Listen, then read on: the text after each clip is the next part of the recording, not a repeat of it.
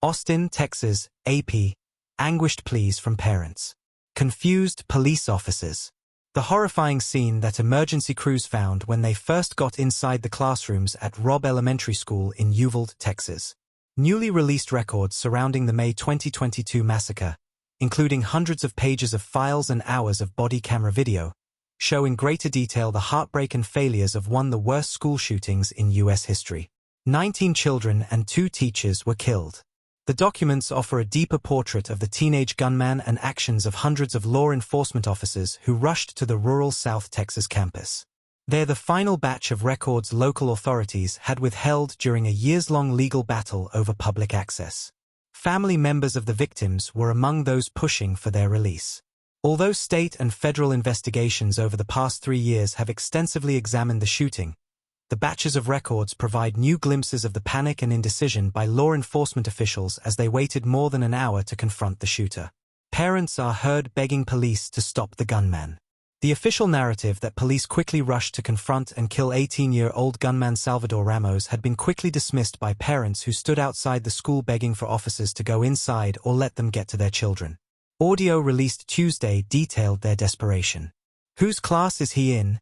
One parent can be heard asking on a deputy's body camera. Another comes up and yells, "Come on man, my daughter is in there." Their pleas continued. "Either you go in or I'm going in bro," one parent says, adding seconds later, "My kids are in there, bro. Please." Some officers urged quick action. One deputy, who first responded to reports of Ramos shooting his grandmother moments before the school attack, rushed to campus after the first gunshots there. As he donned his ballistics vest, a voice says, "Something needs to be done, ASAP." After some children run from the school and officers report finding an AR-15 rifle, one officer can be heard saying, "We need to get in there, fast." It would be another hour before law enforcement breached the classroom and killed Ramos. Gunman's mother told deputies she was scared of son months before attack.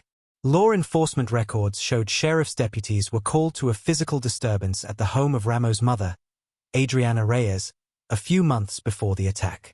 She told deputies that he became angry and kicked a wireless modem after she turned off the internet.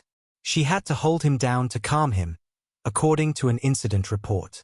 She told deputies Ramos never hit her, but they made a note in their report. Ms. Reyes stated she was scared of Salvador and wanted help. Ramos' grandmother took him to her house and deputies took no further action. Ramos would end up shooting his grandmother before attacking the school.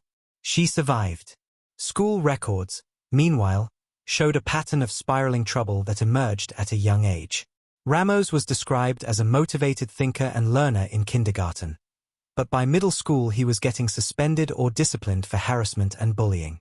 He also failed to meet minimum statewide testing standards. In October 2021, 7 months before the shooting, Ramos withdrew from high school because of poor academic performance, lack of attendance.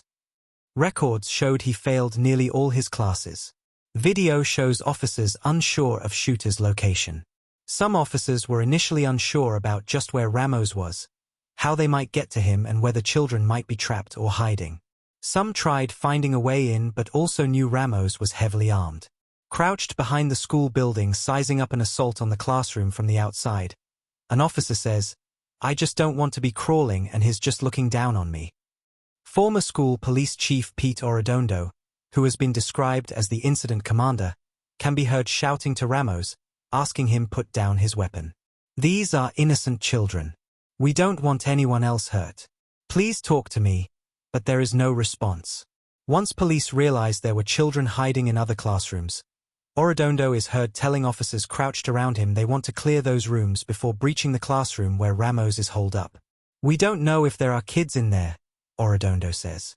"We're gonna save the lives of the other ones." What comes next? The law enforcement response included local, state and federal officers, but Arredondo and former school district police officer Adrian Gonzales are the only 2 to face criminal charges. Both face multiple counts of child endangerment and abandonment and have pleaded not guilty. Arredondo has said he has been wrongly scapegoated as the one to blame for mistakes that day. The indictment against Arredondo contends that he didn't follow his active shooter training and made critical decisions that slowed the police response while the gunman was hunting victims. Trial is set for October. Gonzales on Monday requested that his trial be moved out of Uvalde County, arguing he cannot receive a fair trial in the community. Thank you so much for watching. Please like, comment and subscribe.